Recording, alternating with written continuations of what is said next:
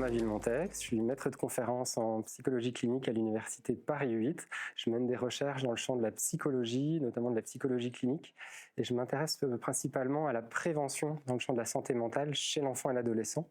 notamment à travers l'étude de dispositifs déployés à l'école. Alors, dans le champ de l'apprentissage des compétences socio-émotionnelles, on peut se demander parfois s'il faut intervenir de manière universelle à destination de tous les élèves ou de manière plus ciblée en priorisant des élèves ou en repérant des élèves qui ont des difficultés sur le plan émotionnel ou relationnel ou comportemental. En fait, ces deux niveaux sont complémentaires, c'est-à-dire que l'action au niveau universel pour toute la classe, elle permet d'agir sans stigmatiser et d'apporter à tous des compétences fondamentales. Cela n'empêche pas, dans un second temps, d'avoir un second niveau d'action qu'on va appeler plus ciblé, de la prévention ciblée, pour les élèves qui ont plus de difficultés dans certains domaines. Les compétences socio-émotionnelles, elles sont fondamentales pour le devenir de l'élève, que ce soit pour son devenir en termes de réussite scolaire, même professionnelle ultérieure, aussi pour son devenir en termes de santé mentale. Et cela, on a des données scientifiques très solides qui nous le montrent à travers des études longitudinales qui ont suivi des cohortes d'élèves et qui ont pu montrer combien ces compétences étaient un déterminant majeur. Donc c'est pour cette raison qu'il est essentiel de les intégrer à l'école et de les enseigner, de les travailler le plus tôt possible dans le parcours des élèves et de façon continue tout au long de la scolarité. Les différentes compétences socio-émotionnelles peuvent toutes jouer un rôle dans la prévention du harcèlement, mais il est vrai qu'il y en a une qui est importante, qui est la compétence de régulation émotionnelle. Cette capacité à gérer ses émotions, à gérer ses impulsions, va jouer un rôle protecteur parmi d'autres facteurs relativement au risque de harcèlement. Alors pour les victimes potentielles, cela peut avoir un rôle protecteur parce que ça va leur éviter parfois de surréagir dans certaines situations ou d'avoir des comportements impulsifs en lien avec leurs émotions qu'ils ou elles pourraient regretter plus tard et qui peuvent contribuer parfois à envenimer certaines relations, à faire entrer certaines relations dans des cycles négatifs avec des escalades de conflits. Donc tant pour les enfants qui pourraient être harcelés que pour les enfants qui pourraient devenir harceleurs, ces compétences sont importantes et peuvent être protectrices. Parmi les autres compétences socio-émotionnelles importantes, on a dans la nomenclature du CASEL ce qu'on appelle la conscience sociale, c'est-à-dire la capacité à ressentir ou à manifester de l'empathie, à comprendre les besoins, les différences d'autrui. Et on comprend assez bien comment cette compétence, si elle est développée chez certains élèves, va pouvoir soit éviter qu'ils développent des attitudes de harcèlement, et aussi va pouvoir, cette compétence, favoriser chez certains élèves des attitudes importantes qui sont des attitudes d'intervention et de défense d'autres élèves victimes lorsqu'ils ou elles assistent à des situations sociales où il y a de l'agressivité. Donc c'est ce qui permet à certains élèves de se positionner pour défendre d'autres élèves.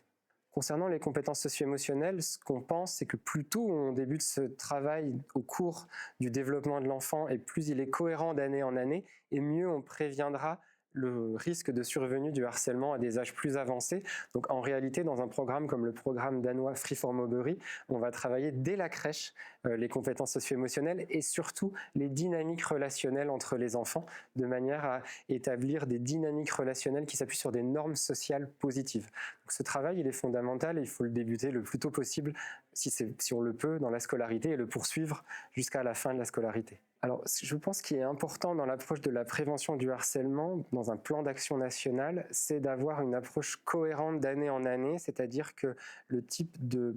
fondement théorique de l'approche que l'on déploie ou le type d'outils que l'on utilise, qu'il puisse, au fil de la scolarité de l'enfant, être cohérent de manière à ce que des repères se créent qui sont des repères durables et progressifs. Donc, par exemple, dans le programme Vivre ensemble Free for Mowbray, on travaille des valeurs qui sont des valeurs qu'on va essayer de promouvoir à travers les différentes communautés de vie de l'enfant au quotidien, et on va retrouver ces valeurs d'année en année. Donc je dirais, quel que soit le choix qui est fait dans le plan de formation et d'action, il est essentiel qu'on ait une approche cohérente d'année en année. Ça, c'est un premier point essentiel. Un autre, je dirais, c'est de ne pas seulement enseigner les compétences socio-émotionnelles aux élèves, mais travailler également les dynamiques relationnelles entre les élèves et aussi entre les adultes et les élèves et entre les adultes. Donc ce sont les approches systémiques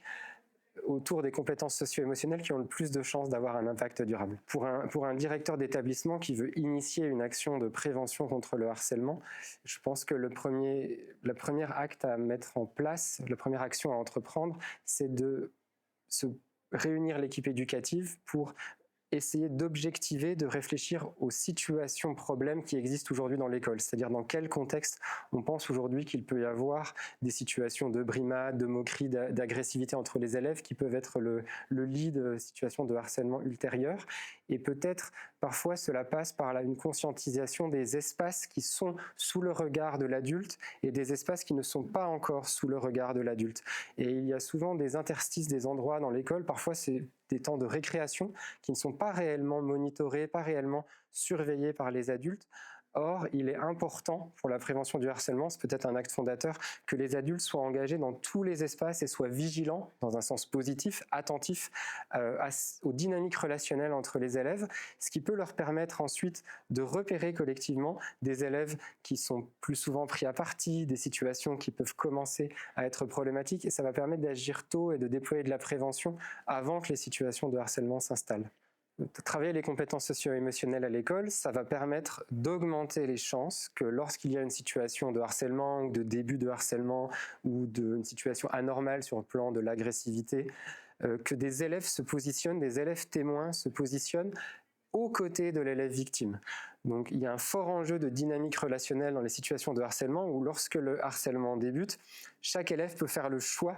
de se situer du côté du harceleur en rigolant et en prenant son parti, ou du côté de l'élève victime en se positionnant directement, courageusement, ou peut-être en allant alerter un adulte sur la situation en cours. Travailler les compétences socio-émotionnelles et les normes sociales existantes au sein des groupes d'élèves, c'est essayer de favoriser le fait pour certains élèves de se positionner comme des défenseurs de la victime potentielle. Quand on pense au harcèlement à l'école, on pense bien sûr souvent d'abord aux dynamiques relationnelles entre les élèves, mais en réalité, il est difficile d'envisager de la prévention du harcèlement entre élèves si on a des relations entre adultes et élèves ou même entre adultes, entre professionnels, qui sont elles-mêmes marquées, sans aller jusqu'au harcèlement, par des comportements d'agressivité verbale, d'agressivité relationnelle. Et donc ce bain émotionnel, ce climat émotionnel de l'école, il ne concerne pas seulement les relations entre élèves, mais il concerne aussi les relations